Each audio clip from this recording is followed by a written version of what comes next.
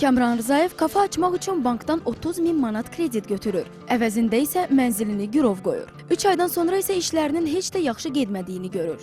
Və başladı borcun üstünə yığılmağa. Arenda verə bilmirsən, o dostdan bu dostdan borc götürürsən, maaş pulu verirsən, cəmaətə arendanı verirsən. Və sonra mən qərara gəldim ki, mən bunu axıra kimi apara bilmərəm bu yükü üzrəmdə və getdim banka, möhüt vaxt istədim ki, zəhmət olmasa verə bilərsiniz. 3-4 ay gözləyə bilər, sonra veriblər məhkəməyə. Və bu beləliklə mən evsiz qalmışam. Yəni evinizi alıblar əlinizə. Gülməlidir bu, amma belədir, bəli.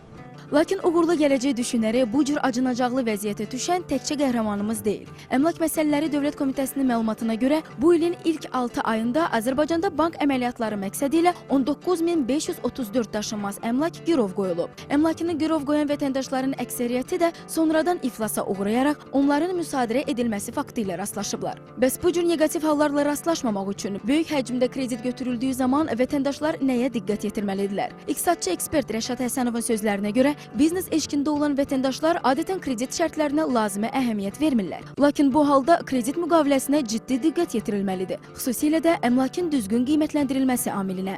Bir çox hallarda biz müşahidə edirik ki, banklarla qiymətləndirici qurumlar arasındakı sıx münasibətlər kredit götürənin əmlakının daha aşağı dəyərlərlə qiymətləndirilməsinə gətirib çıxarır ki, bu da sonraki mərhələdə kreditin geri qaytarılmasında problem yarandıqda vətəndaş üçün həqiqətən də ciddi bir deyək ki, sıxıntıya çevrilir. Yəni əgər siz 30.000 manat civarında kredit götürürsünüzsə, əvəzinə isə 75.000 manatlıq mənzil girov qoyursunuzsa, o zaman əmlakınızın düzgün qiymətləndirilməsi, gələcəkdə ödənişlə bağlı problem yarandığı zaman bu mənzilin doğru qiymətə satılaraq, oradan kreditin və faizlərinin məbləği çıxılaraq qalan vəsaiti geri ala bilərsiniz. Qiymətləndirmə düzgün aparılmayanda isə əmlakınız dəyərindən aşağı qiymətə satılır və sizə heç bir vəsait qaytarılmır.